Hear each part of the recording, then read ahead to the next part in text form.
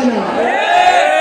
মনে আছে ওই 3-4-5 আগস্টে আমাদের আমির সাহেব, সিনিয়র নায়ক আমির সাহেব কিভাবে মার্চ টু গণভবনের ঘোষণা দিয়েছিলেন।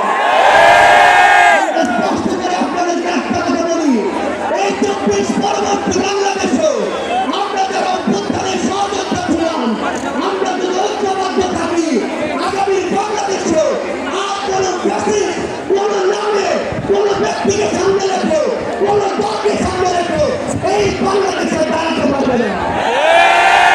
এখন জনগণের সামনে আমাদের দৃষ্টান্ত স্থাপন করতে হবে। আমাদের চাঁদের মাধ্যমে প্রত্যেকটি ক্ষেত্রে যেন সেই দৃষ্টান্ত স্থাপন করতে পারি।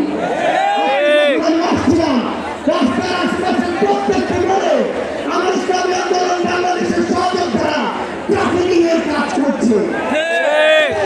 দৃষ্টান্ত যে আমরা কাজ করবো, আমাদের রাজনৈতিক সমাবেশ করবো, একই সাথে জনগণের জন্য দুর্ভোগ হয় সেটাও আমাদের মাথায় থাকবে। এই মাথায় প্রোগ্রাম হয়েছে, প্রোগ্রাম শেষ করে মাঠের প্রত্যেকটি মহিলাকে পরিষ্কার করা হয়েছে।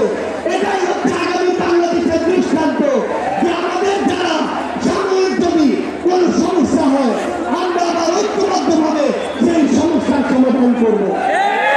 একটা জিনিস মনে রাখতে হবে, এই অভ্যুত্থানে আপনারা যখন ঢাকার গুরুত্বপূর্ণ পয়েন্টগুলো থেকে শুরু করে দেশের বিভিন্ন রণক্ষেত্রে অংশগ্রহণ করেছেন, আপনাদেরকে পাঞ্জাবি পাঞ্জাবের টুপি থেকে টার্গেট কিলিং করা হয়েছে।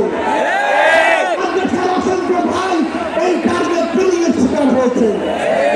বাংলাদেশে কেউ যেন কাউকে ট্যাগিং করে টার্গেট কিলিং এর শিকার না করতে পারে সে বিষয়ে আমাদের ঐক্যবদ্ধ থাকতে হবে। আমরা সংস্কার বিচারকে সামনে রেখে আমাদের এই লড়াই করছি। আপনারা পিলারের কথা বলেছেন, এই যে পিলার আগামী বাংলাদেশের সংসদে আমরা যদি আসলে জনগণের প্রতিনিধিত্ব চাই তাহলে আগামীতে এই পিলার নিয়ে আমাদের আরো জোর করে ভাবতে হবে। আমরা আপনাদেরকে স্পষ্ট করে আমাদের জাতীয় নাগরিক পার্টি এনসিপির পক্ষ থেকে অঙ্গীকার করি, বাংলাদেশের প্রশ্নে, জনগণের প্রশ্নে আপনারা যদি ঐক্যবদ্ধ থাকেন, আপনাদের সাথে কাঁধ কাঁধ মিলিয়ে 24-এর মতো এনসিপি আবার আগামী বাংলাদেশে লড়াই করবে।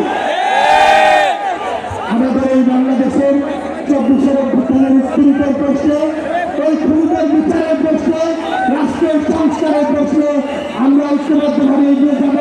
আমরা যতদিন ঐক্যবদ্ধ থাকবো ততদিন এই বাংলাদেশে আর কোনো হাতিরা মাথা উঁচু করে দাঁড়াতে পারবে না। আপনাদের সাথে আমাদের আবারও দেখা হবে রাজপথের লড়াইয়ে অথবা বিজয়ে। ততদিন পর্যন্ত সত্যের সাথে থাকবেন, ন্যায়ের সাথে থাকবেন।